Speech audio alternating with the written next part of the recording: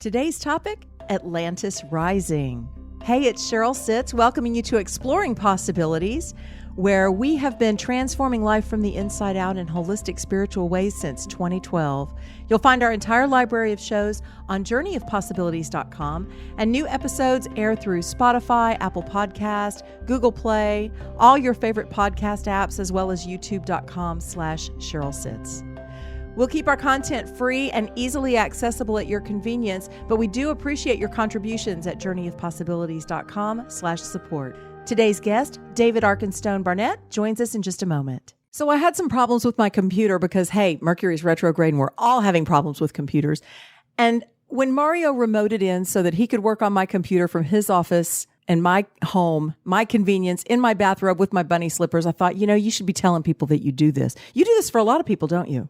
Actually, majority of my clients right now. I think I've only gone and visit, 2 clients of mine? Everybody else is remote. Yeah. So what this means is whatever you're trying to figure out how to do, or whatever's breaking that you need fixed, or those funky contracts the big box stores sell you that they'll fix your computer and then you have to be without it, Mario can do it while you're right there. Yeah, it's real easy. I give you a link to a website, then you give me a special code.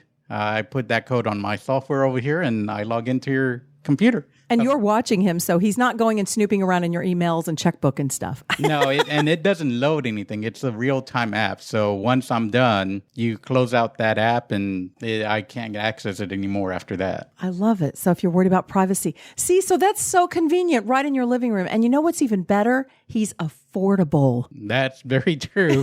I don't charge you those box store prices on any of my stuff. So come on, give me a call, MarioRosales.com. Yes, international even. Yep. I've done work with people in England and Australia, so I've been all over the place. Awesome. So he's your go-to guy for all things tech-life balance. Website again? MarioRosales.com. Perfect.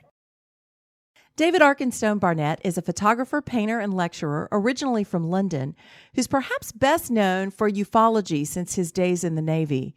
His journey of self-discovery and research have led him to develop a new hypothesis on the legendary city of Atlantis, and it even includes his now homeland of New Zealand. David lectures on this, as well as painting and exhibiting related artwork. He calls that series the Atlantis Rising and Constellation series. I had the pleasure to meet David when I was in New Zealand earlier this year, and I'm delighted that he's agreed to come on the show. Welcome, David. Very good morning to you, Cheryl. Well, it's good morning where I am anyway. So it's lovely to talk to you again. Well, thank you for joining us. And wow, it's hard to know where to start, but I think my first question for folks that aren't familiar with you is, how did Atlantis become something that you have now focused your life's work on? Well, Atlantis, as you said in the intro, my life for the last 33 years has been dedicated to the understanding and research into ufology and extraterrestrial. But I would say that chronologically speaking, it was about 5 years ago that suddenly Atlantis came into my life. If I think back at it, I don't actually even remember when the transition occurred. However, I'd been aware of Atlantis for quite some time, and that was due to when I was in the Navy, which was in the mid 1980s, and when I left the Navy, I went straight into about 31 years of the security industry, which seemed quite a strange industry to go into, especially because I was brought up in a very spiritual and metaphysical lifestyle from a very early age.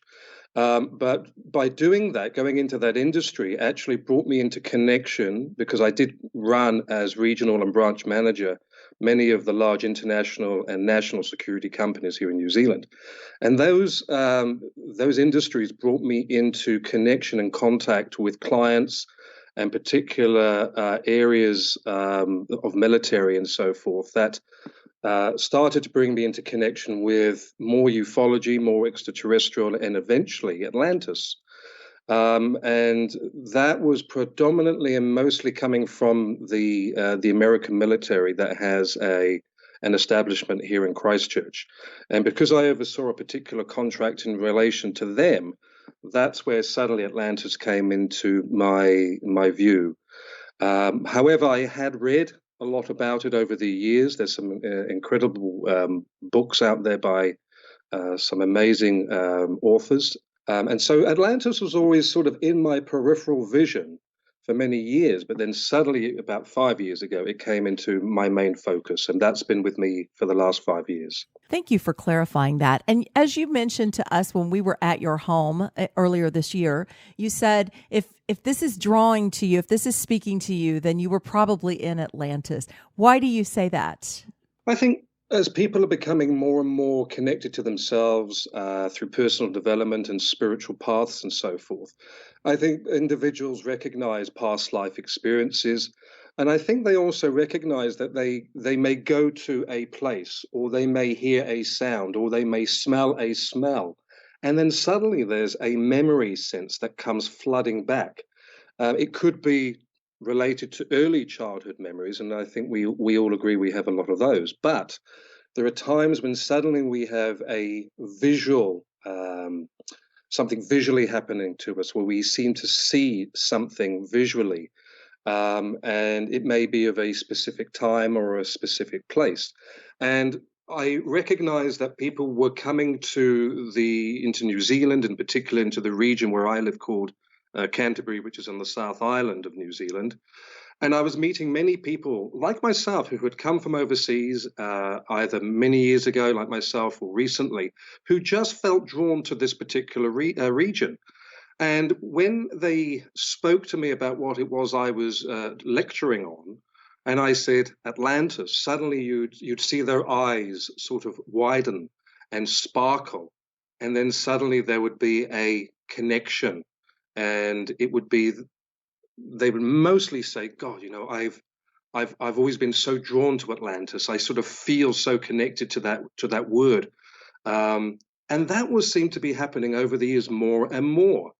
And it was though, as I say, it's like the old original souls of Atlantis were returning to the original place where it all began, almost like, and I use the analogy like a salmon that would, you know, travel upstream and put itself through enormous perils to return to a place that it instinctively knew it needed to go back to recreate life. And so I was getting a sense that people were coming back to a place where it all began. And as that happened more and more and more, I suddenly realized that there was a common denominator here, and that was that the Atlantean souls were returning back to the original location. This seems to be a time in history when many things are circling back to completion, the Mayan calendar and 2012 and several, if you will, lifetimes and different eras on this planet seem to be coming into some kind of a closure during this time. Is that what you believe is happening with the Atlantean times as well? Is that why you refer to your talks as Atlantis Rising? Yes, very much so. I mean, Atlantis Rising, people do ask me, what does that mean? And a lot of people say, is it the architect of Atlantis, which is the physical location of Atlantis? And originally it wasn't. It was more about the spiritual aspects of Atlantis, the Atlantis blueprint, if you give it a better term. What was the original blueprint of the Atlanteans? What was their spiritual, culture and community all about, and the civilization all about? What was the journey that they were on spiritually and metaphysically? What was the technology that they used? And so the rising part was the rising part within ourselves. That was the journey of the spiritual self, which I think most of us recognize that we're all on a spiritual path. And many like myself, I mean, I've been on the spiritual path for nearly 47 years. And makes me sound very old, but I was actually very young when I was brought up into the spiritual world. And we always knew and always felt that there was, as you say, a return to something. And over the years, we've all been seeking, what is that something? We know something is coming. We feel it within our very fiber. But what is it? And where is it ultimately? And so we've all been on our journeys, and we've moved many, many times. I mean, I've moved to different countries.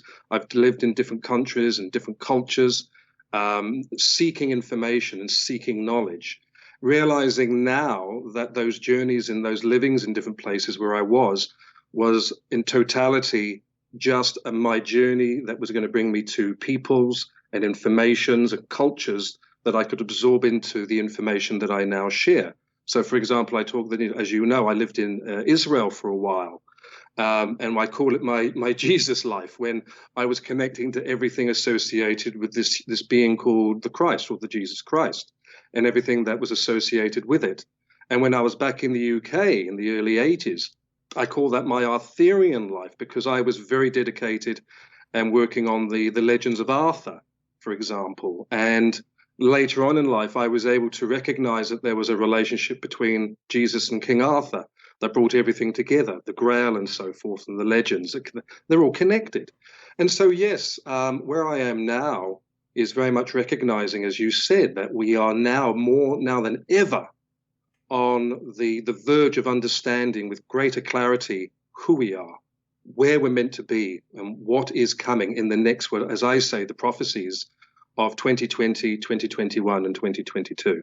So, what is coming forward? I'm just dying to know what is coming forward from the Atlantean times. I've talked to a lot of people about Atlantis. There's, probably several different stories about it, but there seems to be a common thread that at one time there was the great city of Atlantis, and then something went wrong and it sunk or whatever, and now we've moved forward and we kind of devolved for a while. Now we've evolved back to a place where Atlantean times are again relevant and Lemurian times. Does that correlate at all to the information that you have? Very much so. And I think it was good that you added in the Lemurian, because a lot of people feel very connected to the Lemurian energies as well. And I had a conversation some time ago with a lady who was very committed to Lemurian. And I said, there's absolutely room for both energies. I think both are very juxtaposed with each other. But certainly, I think most people know Atlantis through traditional legend, and it's no different to the legends of King Arthur. There is what I call the romantic, mythological versions of who Arthur was, with the fantasy of Guinevere and Excalibur and Camelot and the knights and Merlin and all of that, which are the wonderful stories and movies that I'm sure we've all read and seen over our lifetime. The same with the stories of Robin Hood and so forth. There are the legendary or the fantasy versions, and then there's more the realism part of Robin Hood, Robin of Locksley. Film has gone greater depth into who this individual was. But if we go back to the days of Errol Flynn, he was a guy in green tights who wore a feather in his cap and jumped out of trees and shot people if they were really nasty, and his merry men and all of that. And it was all very joyful. But if you get down to the nitty gritty, it was an individual called Robin of Locksley. And the stories that had, I think, Russell Crowe played it very well, and what's his name? Kevin Costner played it very well. And I think we got back to very much what the stories were more in keeping and in alignment with.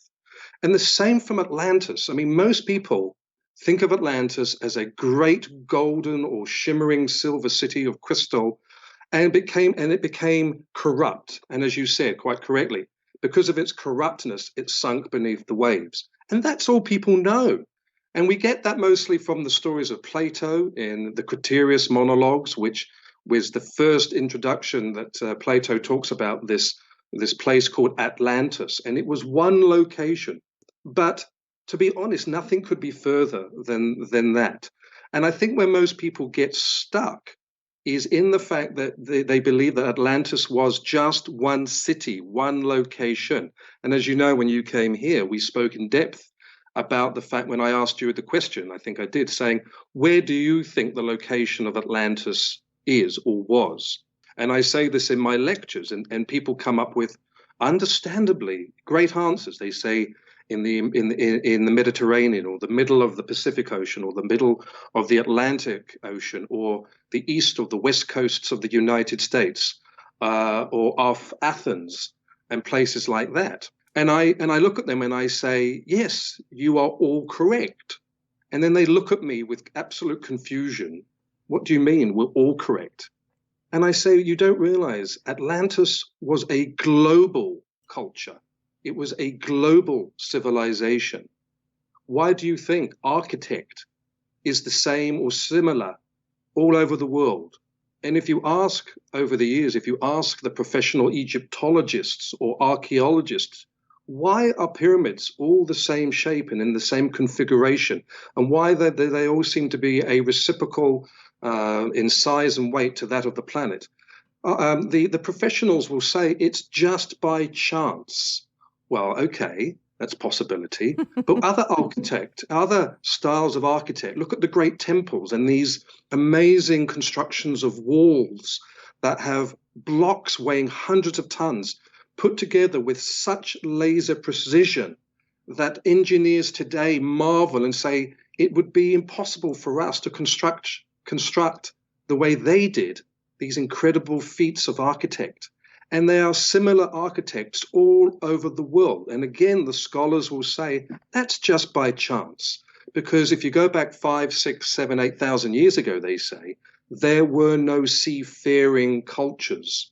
So it's just by chance that the architect is identical. It is just by chance that different cultures use language that is almost similar, so similar, using cartouches that are so similar to each other. That's purely by chance. Well, of course it isn't. It's because there was a great culture, and it was a global culture. And as you remember, I used the analogy of the British Empire, where at the turns of the 19th century, if you go back to the 19th century, the British Empire covered at least a third of the landmass around this planet. And the British culture and the British politic, and to a point the British economy and its rules and regulations and methodologies covered a quarter of this planet. And if you were a visiting being from another world and you, say, went to India and you saw English people and British people and, you know, they're talking English and they're talking English politic, you would assume, naturally, this was England.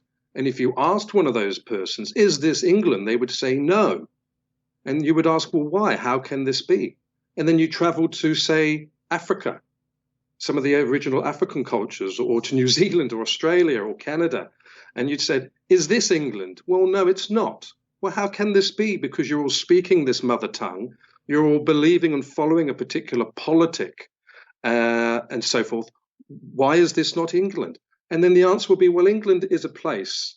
And the original location of our empire and our culture does come from an original location. And it is this tiny little island called England, or the United Kingdom. And its politic and its governance is run in this tiny, well, not so much now, but the city called London. So London in itself is the original location of an entire culture and an entire empire. So when I say to people that Atlantis, yes, indeed, had an original governing location, that's one thing. But its influence and its culture and its politic and its education and its spiritualism was global. And then people start to understand why it makes more sense, that why they feel connected to Atlantis, but in different locations around the world. It's because it was one global culture. That had its origins, I take it, from the stars, since you talked about ufology before we even came into this conversation. So Atlantis was an extension of a culture here that originated in the stars somewhere. Well, that opens up a whole new area, a whole new chapter of, especially what I'm lecturing on now. And because I'm what's known as a generalist, which means basically that there are people who spend their lifetime focusing in their education and knowledge and science and investigation in, say, one area, say physics, or say mathematics, or say architect or so forth. Whereas when you're a generalist, you have a 360-degree view of different areas of this research. So over the years, I have dabbled in physics, in particular in quantum entanglements and so forth. And then there was the archaeology, Egyptology, mathematics.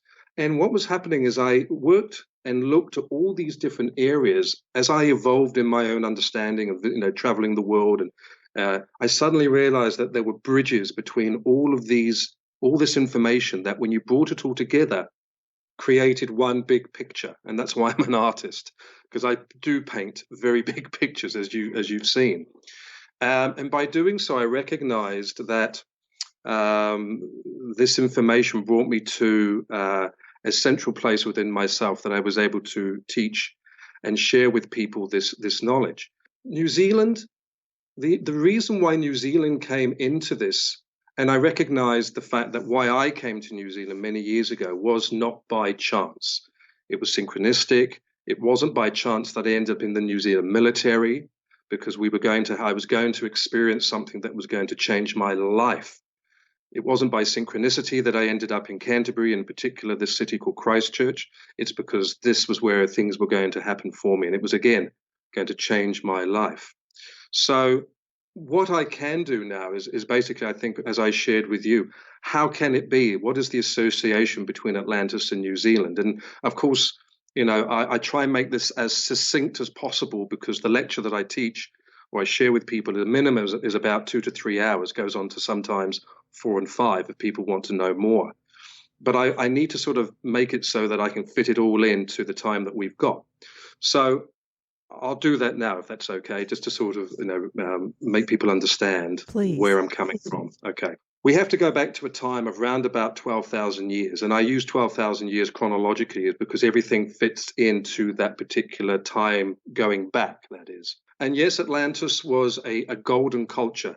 It wasn't, however, the only culture at that time, because I think most people understand that this beautiful planet we live in or live on was a central location for many cultures, for many extraterrestrial cultures.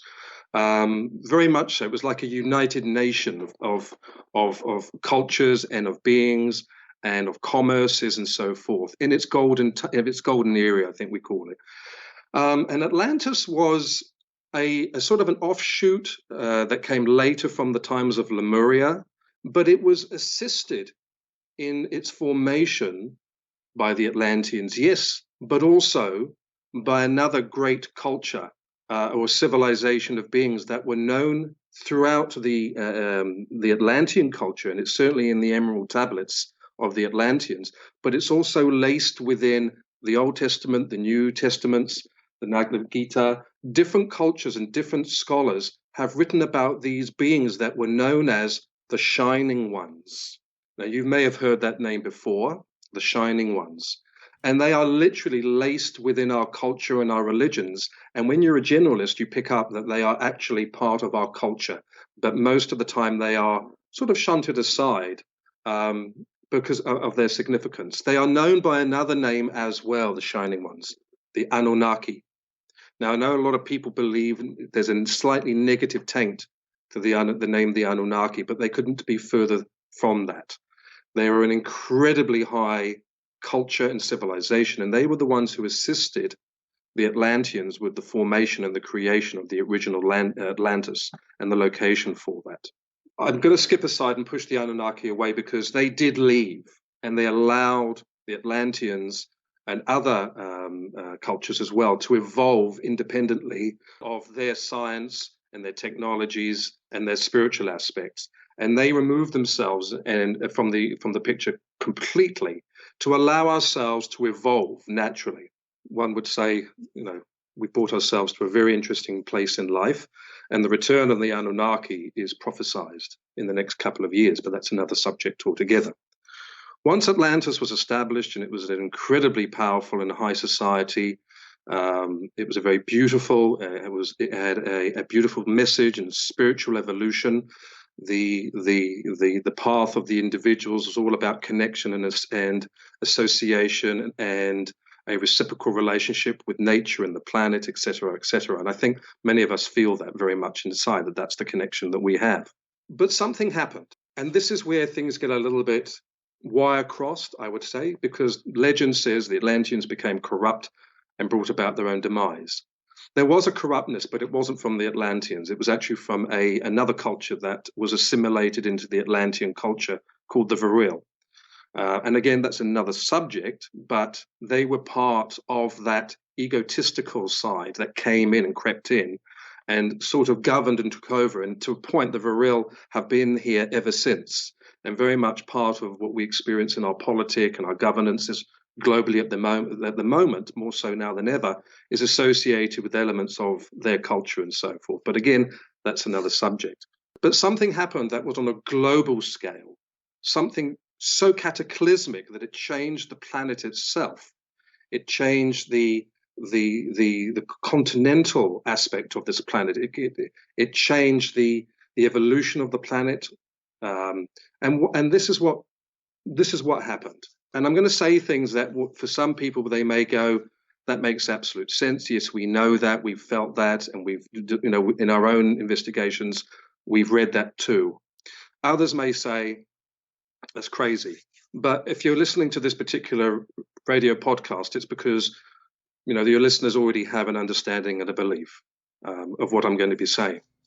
But around about 12,000 years ago, at the height of the Atlantean culture and other cultures that had coexisted at that time, something happened cataclysmically on this planet, and it was this. There are actually cultures going back, like the Aborigines in Australia and Zulu tribes and so forth, who have calendars going back thousands of years. And around about 12,000 years ago, or just after 12,000 years ago, those calendars and those cultures have actually documented a time when there was no moon. No moon. Now, I just want people to sort of understand and just sort of take that on board, what I'm saying. Up till about 12,000 years ago, there was no moon, okay? So what does that mean?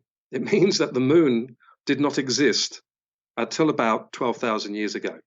Now, I don't know, Cheryl, have you actually heard that theory yourself? No, this is brand new to me. It was for me until a certain time ago when this information was presented to me.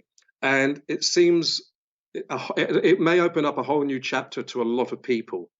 12,000 years ago, the moon was positioned exactly where it is today. Now, scientists going back many years, including the great Carl Sagan, you can read his own words that state the chances of the moon in its size and weight being in the location that it is, in its elliptical orbit, in its relationship orbit with this planet, that brings it to a specific distance between Earth and the sun, so that when the moon covers the sun, it is a perfect match.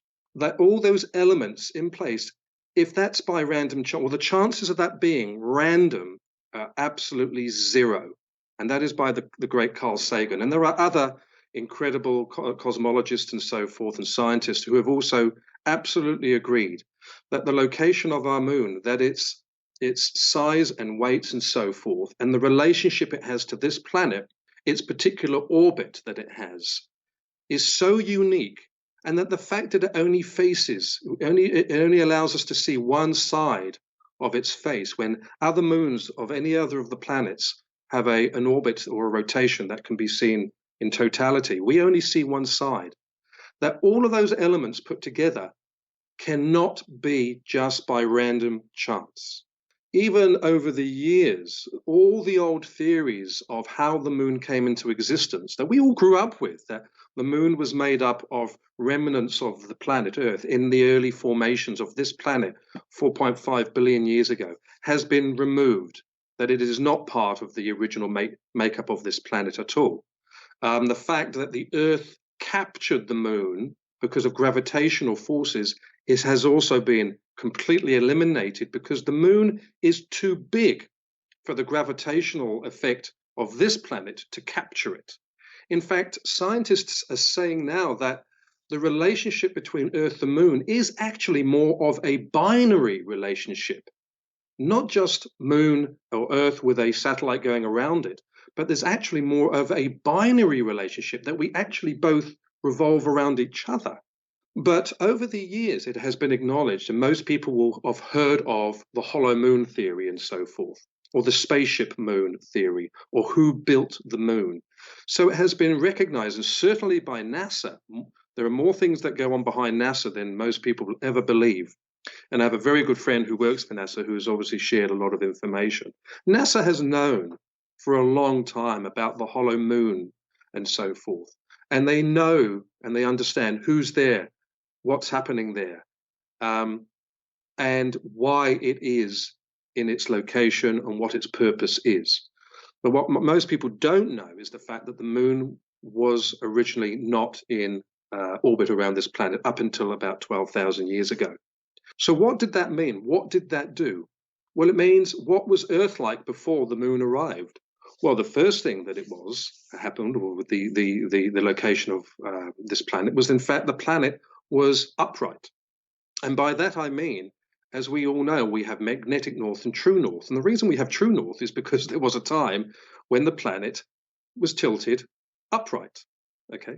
When the moon came into Earth orbit, it changed everything. The gravitational effect and the gravitational forces that it applied upon the Earth changed everything, which seems ludicrous to destroy or to change the beauty of what this planet used to be like. But of course, it had an effect that was going to play out in the future, and it needed to happen.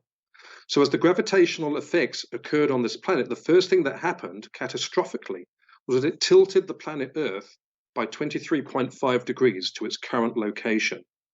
And by doing that, it had another major effect, which was, of course, it created what's known as crust displacement. Now, crust displacement, most people may or may not have heard of. In the early 50s was a concept that was presented by an amateur archaeologist known as Charles Hapgood. And Charles Hapgood realized and recognized that we had these floating continents. But it wasn't just the continents that floated, it was the entire crust of the planet that seemed to float on the mantle of the planet. Now, when he presented his findings and his ideas to his, to the science of the time, he was ridiculed and he was poo-pooed, and he was looked upon and looked down upon as an idiot. But there was one person who absolutely believed in his conceptual ideas and who said that, yes, you are correct. You need to continue with this research because I believe absolutely what you're saying. And that was Albert Einstein. In 1958, Charles Hapgood released his first book, The Shifting Earth. The foreword to that book was by Albert Einstein.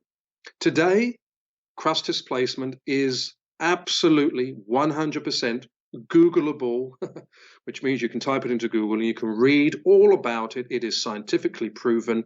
It is accepted without question that our crust shifts on the mantle. So what did that mean? It meant that 12,000 years ago, crust displacement took place because of the gravitational forces that were applied upon this planet by the entry of the moon. It shifted everything south. All the continents, the entire crust shifted some 3,000 kilometers south.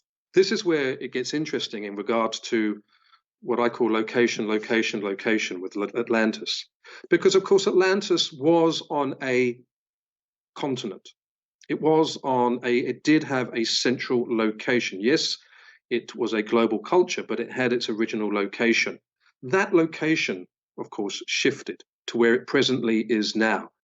But so did every continent. So did the entire crust shift to its current locations as it is now.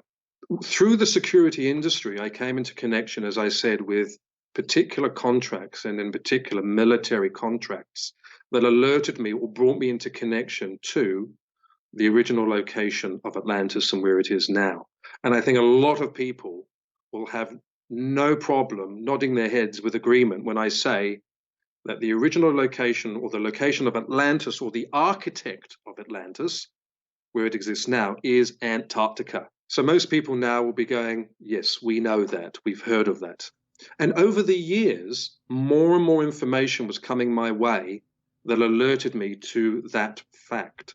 Some years ago, I managed a national security company as its regional manager here in Christchurch.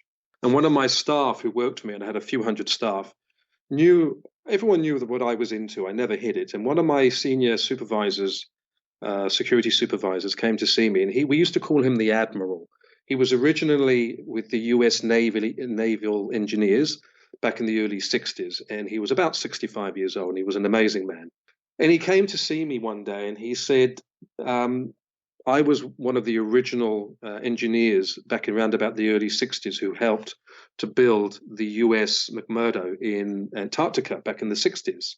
And he said, we used to, when we finished our work during the day, me and my buddies, we would sit on the ice pack and we would just watch UFOs flying all over the place. So that was one of the first times, and I'm going back maybe, nearly 20 years ago when he first presented me with that Antarctica had this incredible existence of UFOs and extraterrestrials and so forth. So I became steadily aware through connections like that something was going on down there. I also know, as many people would know if they read the writings and the diaries of Admiral Richard Byrd, who was very connected to Antarctica going back 1927. And then when he confronted the Germans in the late 30s, when the Germans, through Hitler, sent a flotilla to Antarctica to engage the Vril, and America was aware of that and sent Admiral Byrd with a flotilla to go down there and to connect and stop the Germans from connecting with the Vril. That's another story altogether. Again, it's Googleable. You can read the stories of Richard Byrd and what happened down in Antarctica. But what it kept sharing with me was that something was going on in Antarctica. But I think the one that really impacted upon me, two things happened.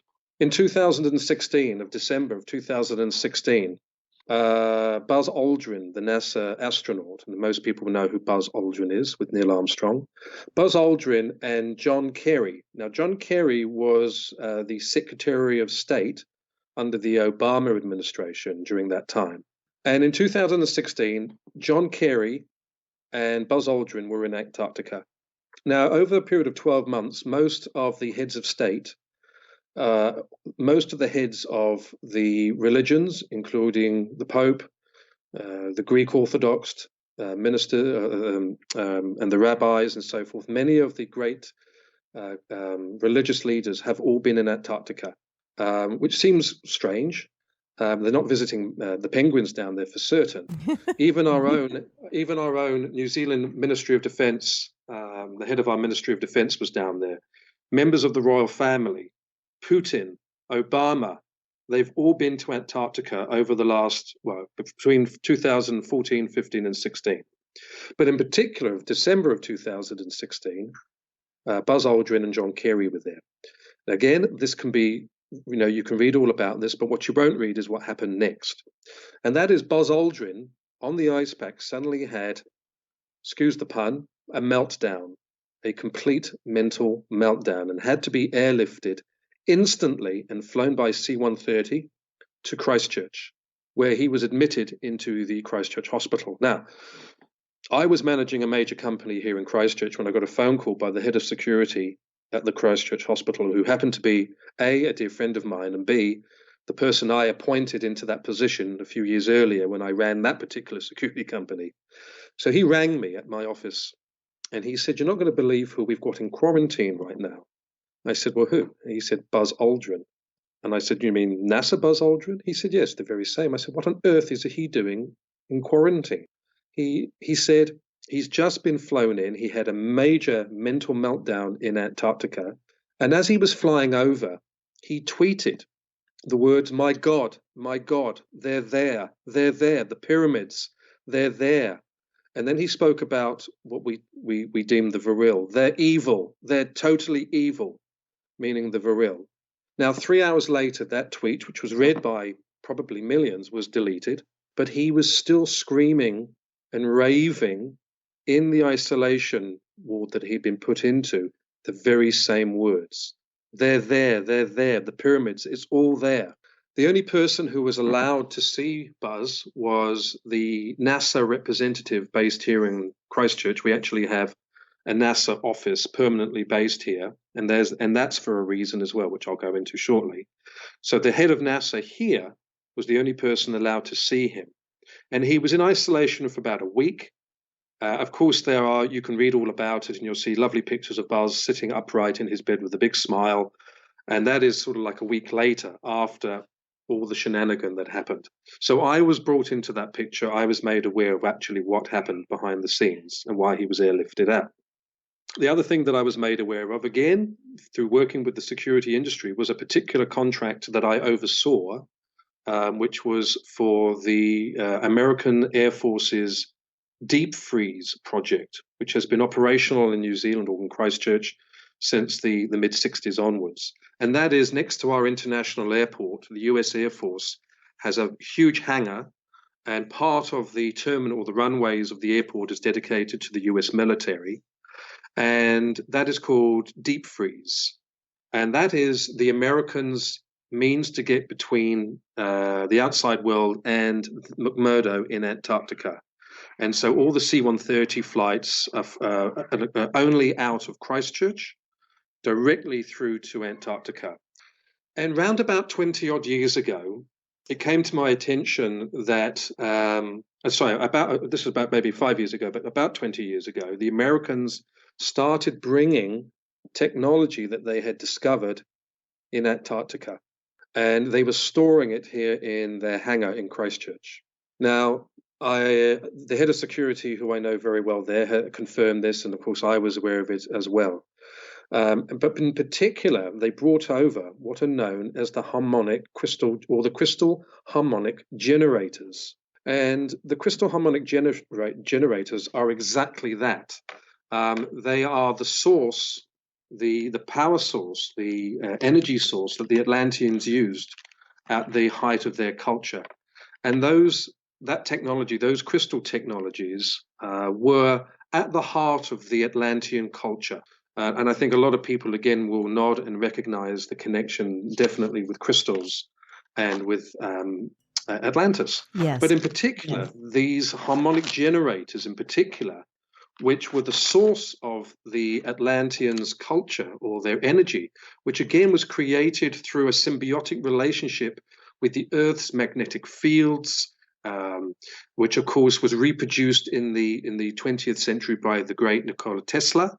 All the technology that Tesla created in harmonic generators and so forth he himself will claim, was based on Atlantean technologies.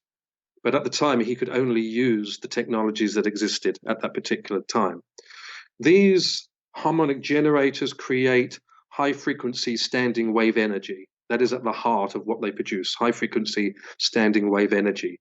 And that is the symbiotic relationship, again, that these crystals have with the planet itself, this beautiful harmonic connection. And that is the heart of the Atlantean cultures, this beautiful energy. The individuals themselves, the Atlanteans, or as we do now, why do you think we all wear crystals? Why do we walk around with crystals around our necks or on our fingers or on our pockets, or as women sometimes wear them down the bra? Why is that? It's because there's that memory of a time that we use crystals as readily as we use our FPOST and Visa cards now.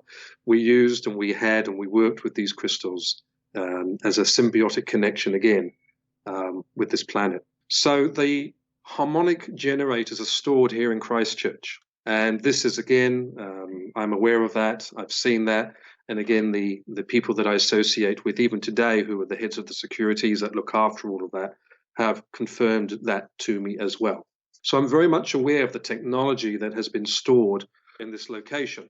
But why this location? Why was it so important for the Americans to house themselves here in Canterbury, here in Christchurch specifically? Because in fact, you can indeed fly to Antarctica slightly closer if you were to establish yourself in Australia, and in particular in Tasmania, in Hobart.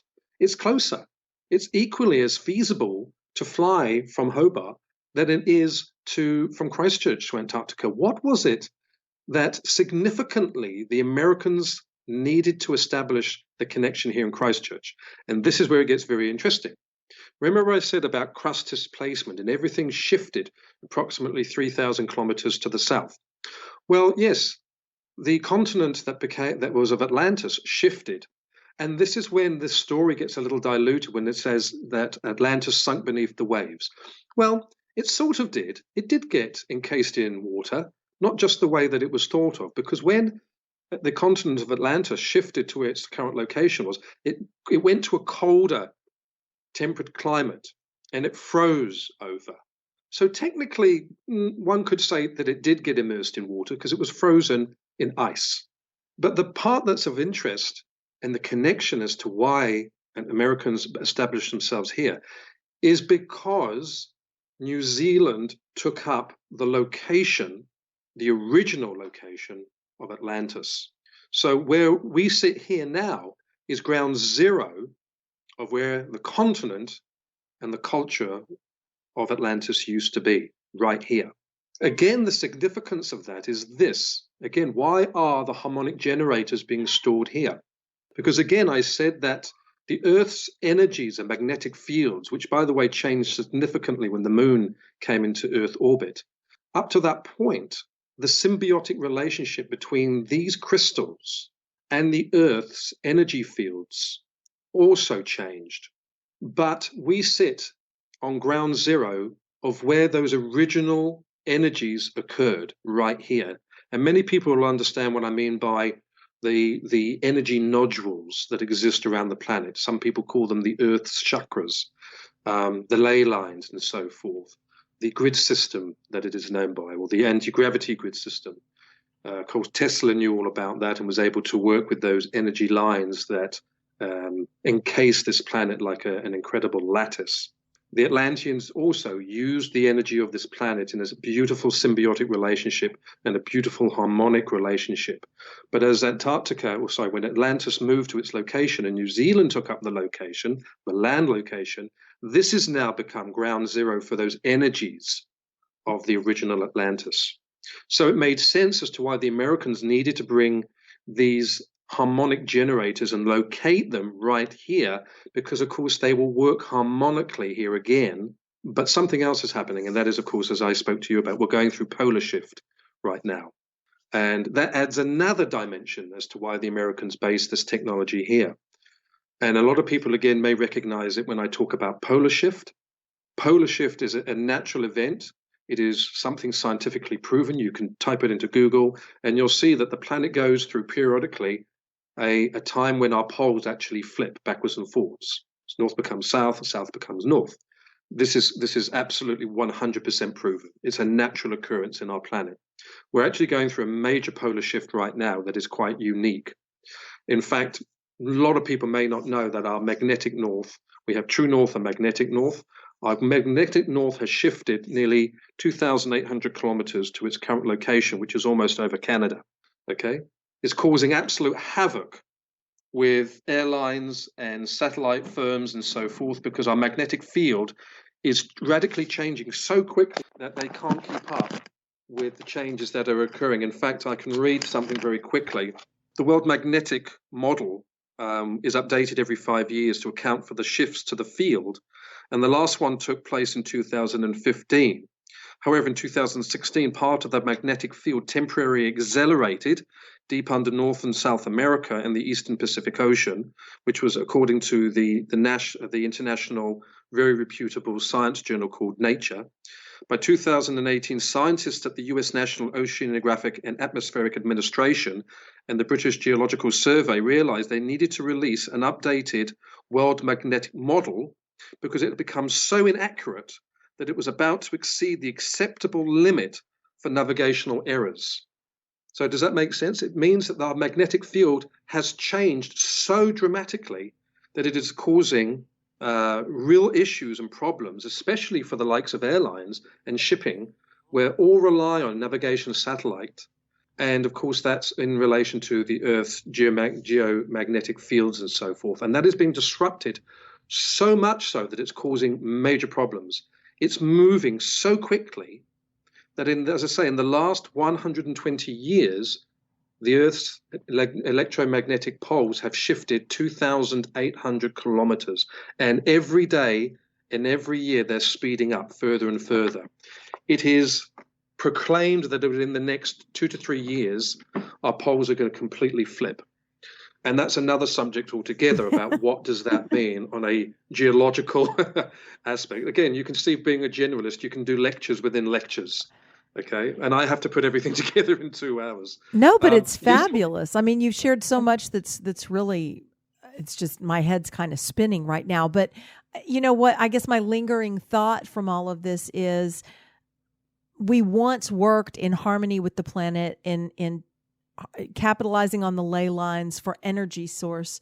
And I would assume that we're going to go back to that again. But, you know, of course, we've got to get beyond this capitalist thinking about, you know, how much money are we going to lose if we don't have electricity and gas running things. And but Is that why you believe that Atlantis is coming back? The full circle that we're coming to is to get back to a more harmonious relationship and proper access to and use of power? Oh, 100%. Absolutely. And this is something that the people listening to this, and certainly the people that I associate with and have done over the years all over the world, we all have that absolutely same belief, which is we are sick and tired of the technologies and the means to power this planet. We're sick and tired of seeing the planet being decimated and raped. Tesla knew how to reproduce and recreate the Atlantean technology using the technologies of the time, alternating currents and so forth, free-flowing energy. He knew that the planet was immersed in a field of energy that harmonically he could tap into, and that he could transfer the energy to any place on the planet at no cost. As long as you had a transmitter and a receiver, you would be able to work harmoniously with the planet's energies in this beautiful symbiotic relationship. And as we know, history shows us that that technology was, when he created it, and he did create it, when he was funded by the great financier J.P. Morgan, and through that funding, he was able to create his famous tower, which was then shut down and taken apart when he actually created this free flow energy. Now, I don't know if a lot of people would know this, although they will know certainly the name of what I'm going to say. The experiment and the successful experimentation of free flow energy and its transfer between one place to any point of the globe was actually successfully carried out by Tesla in an event. You may have heard of Tunguska, Cheryl. You know Yes. the story of the Tunguska meteor, which flattened an entire area in Siberia. Yes. And was put down to a comet, or a meteor, I should say. Sorry, a meteor. It wasn't. It was Tesla. Tesla chose an area to transfer this wave of energy from point A to point B, and he needed a point B for it to go to, in an area that was free of people being around, that it was a safe location, and Morgan wanted to see the application of this free flow energy. So he chose the area that famously became a Tunguska event. Tesla was silenced by he had to sign an NDA, Yes. that basically reduced him to absolute silence. And of course, the famous story is, of course, that it was a meteor. But of course it wasn't. And even, I think I'm just trying to find even the date that it happened, which was, I'm just trying to find it was significant, because Tesla knew the harmonic frequency of this planet using the golden ratios and working with the numbers of the planet and the universe. And of course, those numbers that Tesla came up with was the numbers 369, which is the harmonic frequency of the planet, 369. And to make things happen, if you work in relationship to those numbers, that's where you have harmonic effect. The Tunguska event actually happened on the 30th of June, 1908, which if you reduce 30 June in 1908, you get 369, okay? Which when you put those numbers together, you get 9, which is, again, is a transcending number and so forth. So it's all about numbers and so forth. But 369 crops up through religion and histories and so forth. And if you work out the numerology in many of these events, you come up with 369. And Tesla knew that number. He actually knew it as the pulse of the universe, he called it. So Tunguska was the cause and effect of the application of free flow energy. So the location of that original energy flow is where we sit right here now. That is why the American military set up deep freeze here in Canterbury or in Christchurch. It is why the harmonic generators are stored here. And in fact, New Zealand has some of the highest UFO sightings than anywhere else in the world. And that is, again, not by chance. And of course, I had first-hand experience of those connections when I was in the New Zealand Navy.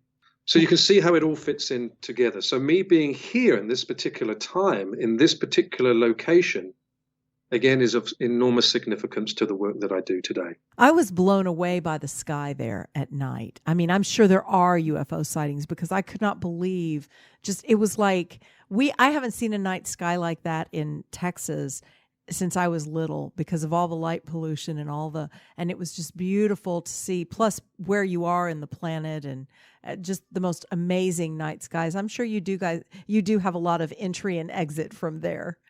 Oh, absolutely. Yes. We have, one of the probably the most well-known, certainly in New Zealand, authors of the extraterrestrial connection globally, but particularly in New Zealand, was by the late, great Bruce Cathy. And Bruce Cathy was based in Auckland, and he was originally an airline pilot for many, many years for the early Air New Zealand and so forth, and the New Zealand National Airways and so forth.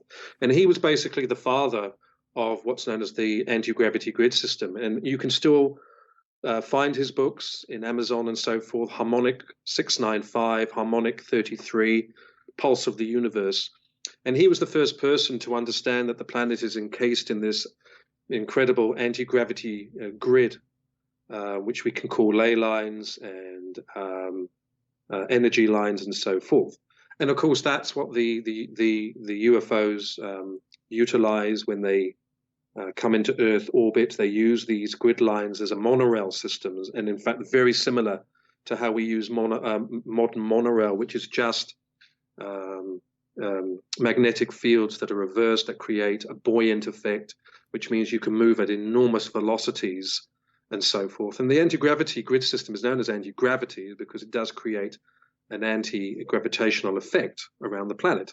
And the UFOs do indeed use them to traverse around the planet, which again is why people say when they have seen them, they move at phenomenal velocity. It's because the actual grid itself vibrates or oscillates at the speed of light. And therefore, any object that is attached to it can traverse and move at equal speeds as well. They don't obviously move at the speed of light because when they're connected to Earth's field, there's still wind resistances and so forth that reduce that. But they do have technologies that can actually move beyond that. I really appreciate you coming on the show and sharing what you've been dedicating yourself to for all these years. It's really an interesting way that you weave everything together. And I do hear a lot of truth in that, what feels like truth for me. So thank you for sharing all of this with us today, David. You are very welcome. We appreciate you so much. And thank you, listener, for joining us today. Let us know what you think at journeyofpossibilities.com. And we'll look forward to having you join us next time on Exploring Possibilities.